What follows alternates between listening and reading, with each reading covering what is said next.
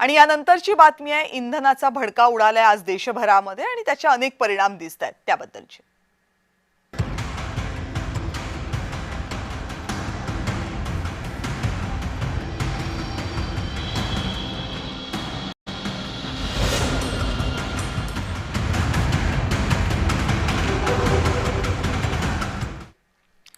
देशामध्ये आज पुन्हा एकदा इंधन दरवाढीचा भडका उडालाय। गेल्या 10 दिवसांमध्ये चौथा मोठा झटका। आंतरराष्ट्रीय बाजारात इराणमधल्या संघर्षामुळे कच्च्या तेलाच्या किमती कडाडल्यात। पेट्रोलच्या दरात 2.61, डिझेलच्या दरात 2.71 प्रति लिटर इतकी वाढ झाली आहे। या नव्या दरवाढीमुळे मुंबईसह महाराष्ट्रातल्या अनेक प्रमुख शहरांमध्ये पेट्रोलनं 110 रुपयांचा टप्पा ओलांडलाय। गेल्या 10 दिवसात तेल कंपन्यांनी तब्बल 4 वेळा किमती वाढवल्यात। या काळात पेट्रोल 7.35 तर डिझेल 7.53 न महाग झाले।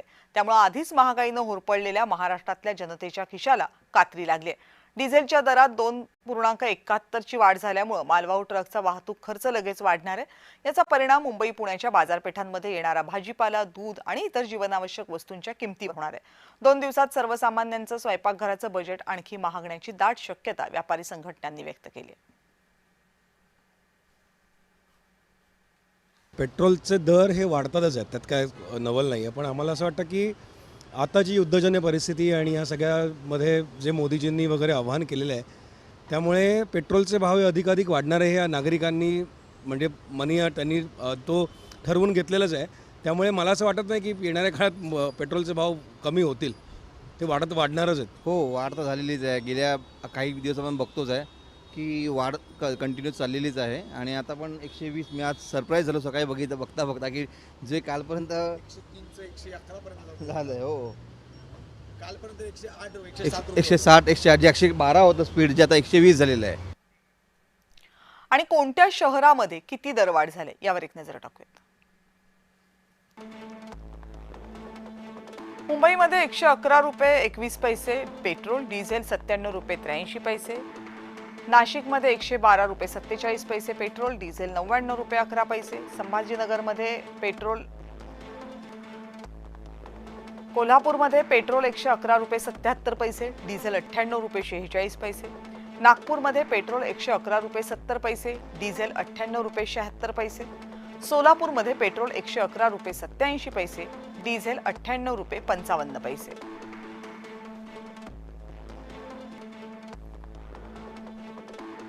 बारा मे रोजी पेट्रोलची दरवाढ झाली 3 रुपयांनी, डिझेलची 3 रुपये 11 पैशांनी। 19 मेला पेट्रोल वाढलं 90 पैशांनी, डिझेलही वाढलं 90 पैशांनी।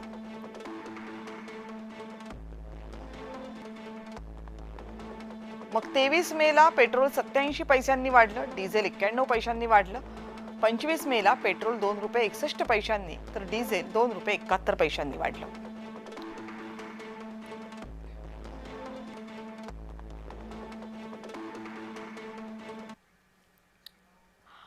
या दरवाढीमध्ये महत्त्वाचं कारण आहे तेल कंपन्यांचं आर्थिक गणित। गेल्या 74 दिवसात देशातल्या 3ही सरकारी तेल कंपन्यांचा एकूण तोटा 1,20,000 कोटींपर्यंत पोहोचलाय। भारत आपल्या गरजेच्या 88% इंधन आयात करतं। कच्चं तेल आयात करून त्याचं पेट्रोल डिझेलमध्ये रूपांतर हे भारतात केलं जातं। पण तेलाच्या बाबतीत आपण आत्मनिर्भर नसल्यामुळे कोणत्याही भूराजकीय घटनेचे तीव्र परिणाम आपल्या आयात खर्चावर होतात। 28 फेब्रुवारीला युद्ध सुरू झालं, त्याआधी तेलाचे दर प्रति बॅरल $70 इतके होते। काही आठवड्यात ते $100च्या पार गेले। आजच्या घडीला $85 प्रति बॅरल पर्यंत घसरलेत।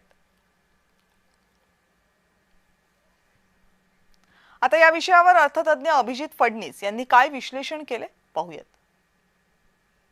अर्थात असा प्रश्न निर्माण होतो की मग जाता अशी वाढ आपण केली तर जेव्हा करोनाच्या काळामध्ये भाव गडगडलेले होते तेव्हा बरं सरकारने का दर कमी केले नाहीत, हे गणित काय आहे बरं? तर आपल्याला असं दिसेल की आत्ता गेल्या काही महिन्यामध्ये जी भाववाढ झालेली आहे जगाच्या बाजारपेठेमध्ये ती 35-40% एवढी आहे। मात्र आपल्या देशामध्ये एवढ्या मोठ्या प्रमाणावरती भाववाढ झालेली नाही। काही प्रमाणात सरकारने कराचा भार देखील कमी केलेला आहे आणि त्यामुळे ज्या तेल वितरण करणाऱ्या कंपन्या आहेत त्यांच्यावरचा जो तोटा होता त्याचा भार सरकारने कमी केलेला आहे आणि सामान्य माणसाला फार झळ पोचणार नाही अशा प्रकारची भावांची रचना केलेली आहे। अर्थात मग करोनाच्या काळामध्ये जगाच्या बाजारपेठेमध्ये तेलाचे भाव प्रचंड गडगडलेले असताना, म्हणजे आत्ता जे आहे त्याचे 1/4 असताना, त्यावेळेला मात्र पेट्रोल डिझेलचे भाव का कमी केले नाहीत असा प्रश्न पडणं हे साहजिक आहे. मात्र त्यावेळेला आपल्याला ती परिस्थिती होती त्याची एक सगळ्यांना कल्पना आहे की पेट्रोल डिझेलचे भाव जरी कमी केले नसले तरी त्याचा वापर हा अत्यल्प झालेला होता, कारण लोकांना घराच्या बाहेर पडायचंच नव्हतं आणि त्यामुळे ते भाव खूप कमी केले नसले तरी त्याचा काही फार फरक लोकांवरती पडला नाही, कारण लोक वर्क फ्रॉम होम करत होती, घरनं काम करत होती. त्यामुळे प्रवास महाराष्ट्रातल्या अनेक जिल्ह्यांमध्ये आज इंधनासाठी पेट्रोल पंपांवर वाहनधारकांच्या आणि शेतकऱ्यांच्या रांगा लागल्यात.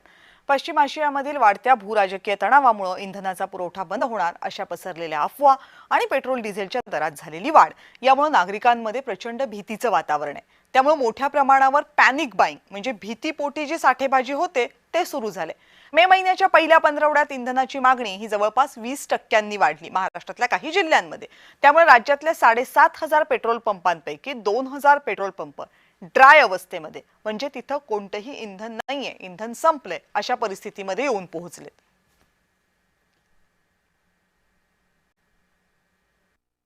जे डिझेलचा जो भाव झालेला आहे त्या भावाने म्हणजे जर 8 दिवसामध्ये आज म्हणजे जसं डिझेलचा तुटवडा पडला तसं 8-9 रुपयाने आज भाव वाढलेले सरासरी. मग तसं सामान्य जनतेने करायचं काय?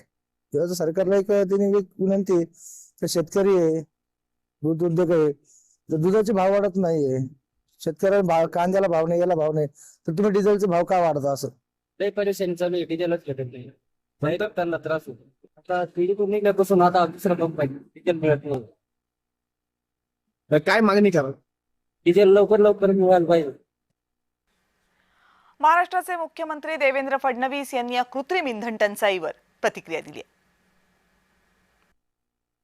जागतिक संकटामध्ये सप्लाय चेन्स डिस्टर्ब झाले असताना आणि जगामध्ये अनेक देशांनी पेट्रोल डिझेलची इमर्जन्सी घोषित केलेली आहे, काही ठिकाणी 2-2 दिवस लॉकडाऊन आहे, अशाही परिस्थितीत आपल्या इथे पेट्रोल डिझेल आपण देण्याचा प्रयत्न करतो.